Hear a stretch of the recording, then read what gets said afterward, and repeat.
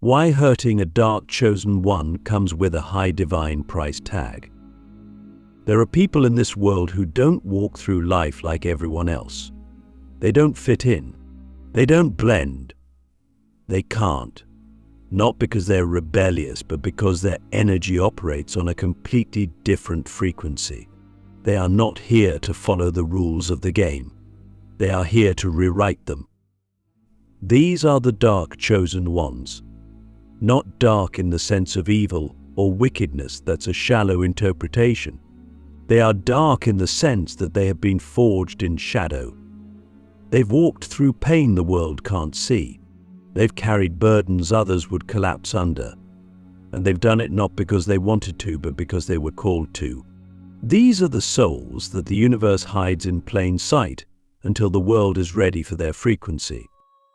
But here's the part almost no one understands. When you hurt a dark chosen one, you're not just hurting a person, you are interfering with the divine assignment. You are touching something that doesn't belong to the egoic world. You are attempting to sabotage a frequency that was sent here with cosmic purpose. And the consequences for doing that, whether you realize it or not, are spiritually severe. Because the universe does not play games when it comes to those it has marked. Click subscribe to this channel to get more profound spiritual lesson. We've all heard stories, maybe you've lived one. Someone hurts you deeply, lies about you, betrays you, smiles in your face while stabbing you in the back, and at first nothing happens. It looks like they win. You suffer. You lose everything. You fall apart. And people watch and think, maybe they were the problem all along. But then something shifts, slowly, silently. The people who wronged you start to unravel. Nothing in their life holds. Their relationships become chaotic. Their health declines. Their spirit becomes heavy. And it's not because you wished it on them. You didn't have to. Something else took notice, and it responded. The reason is simple but cosmic. Dark chosen ones carry energetic contracts. They agree at the soul level to walk through intense suffering, not as punishment, but as preparation. They are sent into dysfunctional families, toxic systems, wounded bloodlines, and collective karmic loops, not to be destroyed by them, but to disrupt and transmute them. They absorb pain so they can convert it into power. They eat shame and alchemize it into sovereignty. They take betrayal and forge it into divine discernment. And because of that role, they are protected in ways most people can't comprehend. Or you hurt a regular person, that's a moral issue. You hurt a dark chosen one, that's a karmic contract violation. And the universe doesn't just balance the scales, it tilts them, not out of vengeance, but out of energetic law. Because every time a dark chosen one is attacked, lied on, manipulated, or cast out, the field records it. The soul records it. The ancestors record it. And the moment the chosen one chooses to heal instead of hate, to rise instead of retaliate, to reclaim their power without revenge, the system that harmed them begins to implode under its own weight. But let's be brutally honest, the world doesn't believe this. It worships surface-level success. It calls the loudest voice the winner. It forgets that spiritual law isn't governed by likes, by followers, by applause. It's governed by resonance. And when you violate the resonance of a being who carries the codes of generational healing, soul awakening, and timeline correction, you've entered sacred territory. That's why so many people who harm the chosen don't even understand what's happening to them after. They think it's bad luck. They don't see the energetic debt they've created. They don't know that they've touched fire and expected not to burn. And if you are a dark chosen one watching this, let me speak directly to your soul. You're not crazy. You're not too sensitive. You're not imagining it. You were born with a built-in spiritual firewall. That's why people react to you the way they do. That's why some try to control you, dim you, silence you. They can feel the weight of your frequency, even if they don't understand it. Your energy reminds them of everything they've avoided inside themselves. And instead of facing their own shadow, they try to turn you into the villain. But it never works for long, because your truth always finds the light. Always. You've probably noticed this pattern. You're attacked, shamed, misunderstood, and then, months or even years later, the truth comes out. People apologize. Some disappear. Some finally see you. But by then, you've already moved on. Why? Because your mission was never revenge, it was remembrance. You were never here to prove yourself. You were here to wake yourself up, and in doing so, wake the world up through your frequency. That's why your healing matters. That's why your dignity matters. That's why your refusal to become bitter is a nuclear-level spiritual weapon. Let me ask you something, really sit with it. What if the people who hurt you were never just hurting you? They were trying to interrupt a divine download they couldn't comprehend. What if their jealousy, their betrayal, their projection was their soul's unconscious attempt to block the light codes you were carrying into a wounded timeline? And what if every time they tried to suppress you, they actually activated you? This is the paradox of the Dark Chosen One. You are protected, not because you are better, but because you are essential.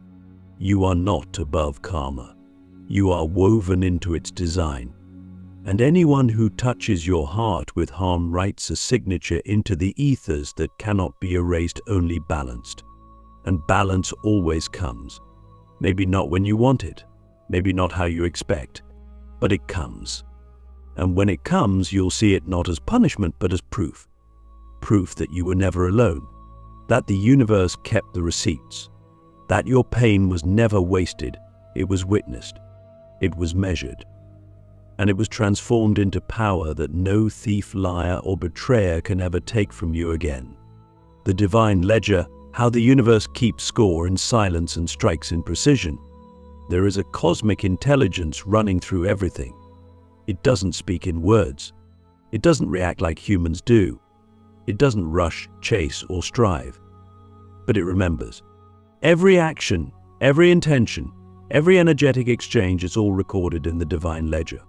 A spiritual accounting system that doesn't care about appearances. It doesn't care what story you told the world. It only tracks vibration. It doesn't just watch what you did. It watches the why. And when a Dark Chosen One is wronged, betrayed, mocked, or cast aside, the ledger is updated not to punish, but to balance. You don't need to believe in karma for karma to believe in you. You don't have to light candles or chant mantras for the spiritual scales to begin their slow, silent correction. The universe is ancient, and it's just. Its justice doesn't operate on the timeline of ego, it operates on the timeline of frequency integrity. And when someone harms a Dark Chosen One, they create an energetic imbalance so precise, so specific, that the universe begins working immediately to correct it. But not in the way Hollywood shows us. There's no lightning strike, no dramatic fall from grace, no instant karma slap. The universe doesn't embarrass people, it exposes them to themselves. And that is far more terrifying. Imagine this. Someone tries to sabotage a soul who was sent here with a divine mission. They lie, manipulate, paint themselves as the victim. They might even succeed in turning others against the Chosen One for a while. But while they're celebrating, what they don't realize is that they've just triggered a soul audit. The divine ledger opens. Their life starts to feel heavier. Opportunities that once flowed now stall. Relationships begin to fracture. Their inner peace becomes chaotic, not out of revenge, but because they've stepped out of alignment with divine law. They've tried to interrupt a transmission that was not theirs to touch. And the Chosen One.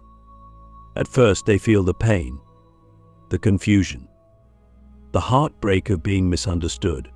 But then something shifts, because when a Chosen One is knocked down, they don't stay there. They descend into themselves. They go into the underworld of their own soul, not to hide but to recalibrate. And when they rise, because they always rise, they come back with more power than before, because the very energy used against them becomes the fuel for their evolution. People often ask, why do some get away with hurting others, especially the ones who seem to carry light or purpose? But that's the illusion. No one gets away with anything. The universe just doesn't always settle its accounts in public. The divine ledger isn't designed for the court of human opinion. It's designed for soul growth. It doesn't need your enemies to fall in front of you. It needs you to rise in front of them without bitterness, without vengeance, without needing validation. That is the real justice. That is the real flex. You see, the universe doesn't just strike when someone harms a chosen one. It restructures. It rearranges the architecture of that person's path. Their blessings feel blocked. Their intuition goes silent. Their manifestations stall, not because they're cursed, but because they've walked out of resonance with truth. And truth is not a concept. It's a frequency. Once you violate it, especially against someone who is the embodiment of it, your own soul begins the process of correction. And sometimes that correction looks like loss. Sometimes it looks like stagnation. Sometimes it looks like the exact thing you tried to take from another being taken from you. Let me ask you something deep, something that only your spirit can answer. What if the most dangerous thing in the universe is not a curse, but the consequence of misusing your free will against a sacred assignment? What if the reason your plans haven't moved, your peace hasn't returned, your glow has dimmed? What if it's because you interfered with something that was never yours to touch? This is why chosen ones don't need to fight back, because the universe already has. This is why they don't need to clap back, expose lies, or beg for justice, because their life becomes the proof. Their alignment becomes the sword. Their continued rising becomes the silent thunder that echoes across timelines. And when others finally see the truth, it won't be because the chosen one said, "I told you so." It will be because the divine made it undeniable. And if you're the one who's been hurt, if you're the one who's been cast aside, blamed, overlooked, or underestimated, please hear this: you are not forgotten. The divine ledger has recorded everything, not to keep score like a petty god, but to protect the integrity of your mission. And because you kept your heart open, because you chose the high road, because you didn't let the poison in, the universe is now preparing a restoration so exact, so poetic, so precise that the very people who tried to break you will have no choice but to witness it. This is not about revenge. It's about resonance. And when you stay in yours, when you keep vibrating from truth, love, and power, the divine ledger doesn't just protect you. It exalts you, quietly, slowly, but completely. The sacred mirror, why your pain reflects their hidden guilt and lived truth. There's a sacred law encoded into the structure of reality, and most people live their entire lives without ever seeing it. But if you are a dark chosen one, you've felt it. You've embodied it. It plays out every time someone wounds you, projects onto you, or tries to erase your light. And that law is this: the way people treat you is often not about you. It's about the parts of themselves they buried, denied, or feared. You become the mirror, but not a mirror that flatters or comforts. You become the sacred mirror, the one that reflects truth without distortion. And for some, that kind of reflection is unbearable. That's why you've been attacked for simply existing. That's why your silence felt threatening to people who couldn't face their own noise. That's why your honesty was labeled rude, your depth called too much, your light accused of being manipulative. It was never about you. It was about the emotional and spiritual dissonance your presence triggered in others.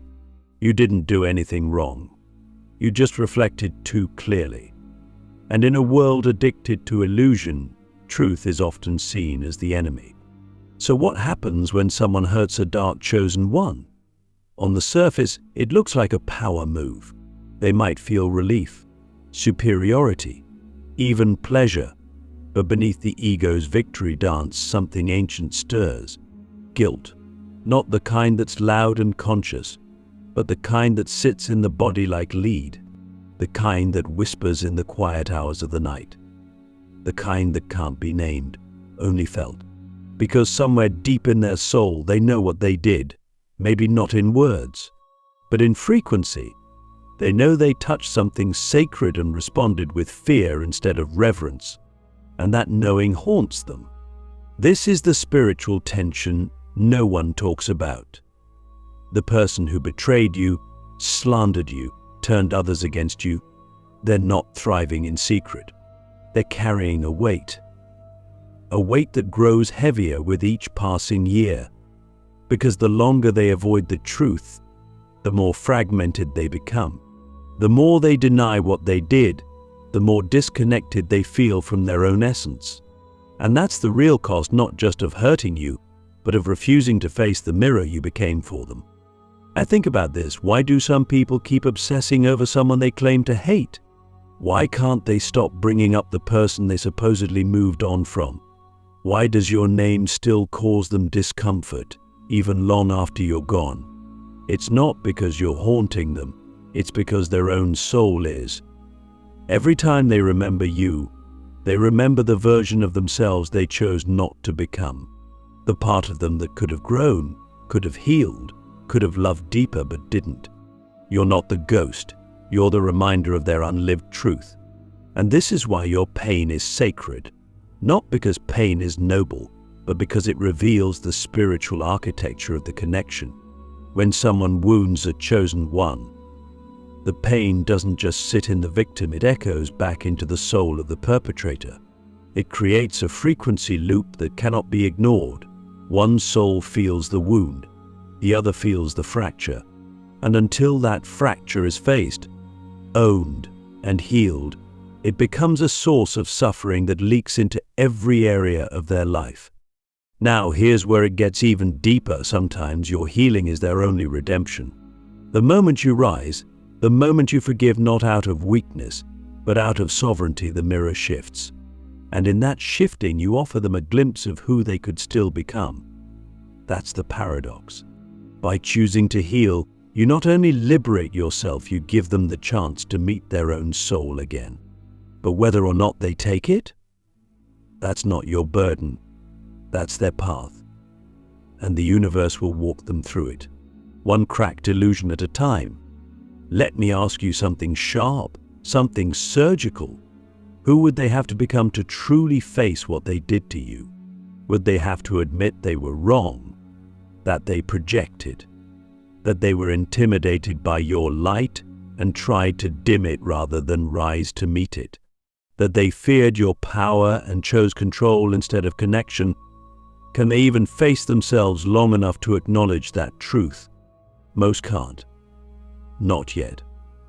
Because to do so would require a death of the ego, a dismantling of the false self, a humbling so deep it feels like annihilation. And that's why the universe allows time. It gives people space to evolve, to realize, to return. But until that moment comes, if it ever does, they will live in the echo of the mirror they refuse to face. And you are not here to carry their shame. You are not here to shrink for their comfort. You are not here to become less so they can feel like more. You are here to reflect, to embody, to awaken. And even your pain, yes, even the betrayal, the abandonment, the loss was part of that assignment. Because now you know, you've seen what others cannot see. You've felt what others are too numb to feel. And that knowing gives you power not over others but over yourself. The kind of power that doesn't need revenge. The kind of power that doesn't need to be loud. The kind of power that walks away, heals, and lets the universe do the rest. The cosmic reversal, when the cursed become blessed and the blessed become cursed. There is a moment silent, invisible, and inevitable when the spiritual tide turns. When the energies that once felt like punishment become portals to power, and the illusions that once looked like blessings begin to rot from the inside out.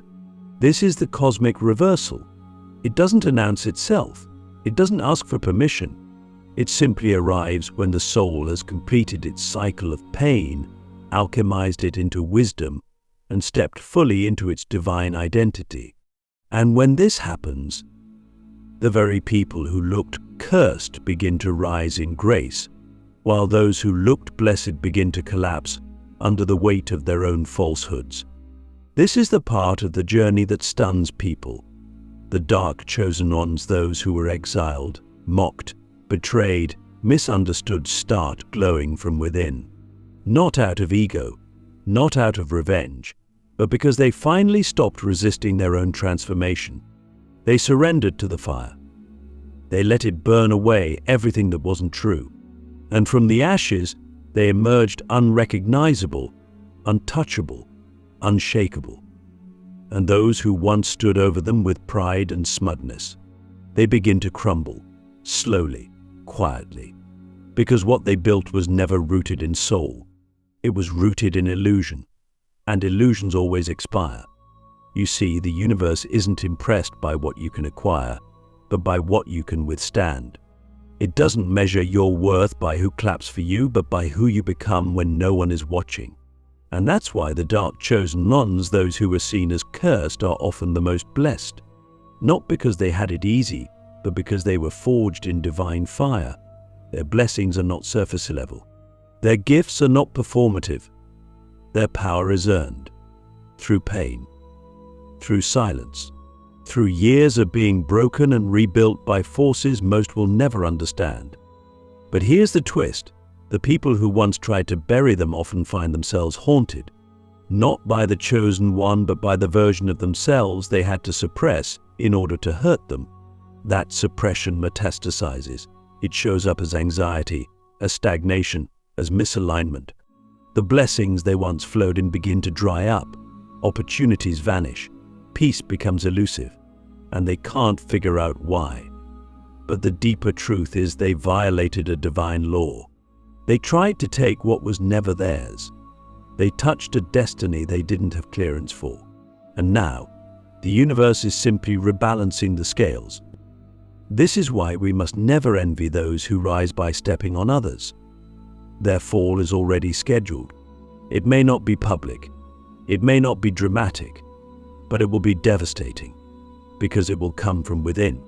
The soul will begin to revolt. The spirit will begin to ache. Their own conscience will become the courtroom and the sentence.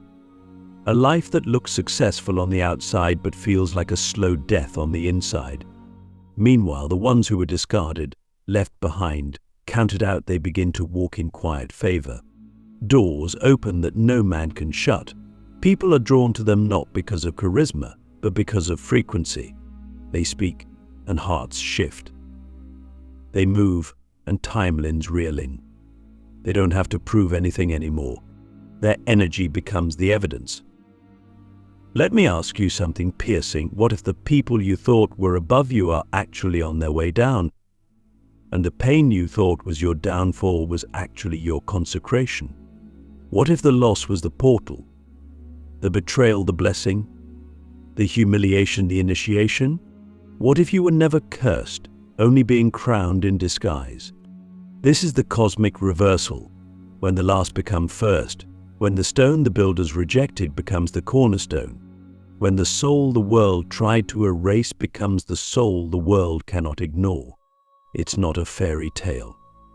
It's spiritual law, and it plays out every day in every timeline, whether you believe it or not. So if you're still in the fire, still in the fallout, still wondering if justice will ever come, let this be your reminder. It already has. You are the justice. Your survival is the strike. Your glow-up is the gavel. Your peace is the proof. And the ones who tried to destroy you, they will have to live with the truth that they touched a divine being and lost something sacred in the process, their own alignment. Let them go. Let the pain go. Let the story go. You don't need to carry it anymore. You were never the villain. You were the vessel. And now it's your time, not just to rise but to reign, quietly, boldly, divinely. And when they look at you with wide eyes, whispering, how did they make it through all that? You won't need to say a word. Your presence will speak. Your peace will preach. Your path will prove. This is the reversal. This is the return. This is the rise of the dark chosen one.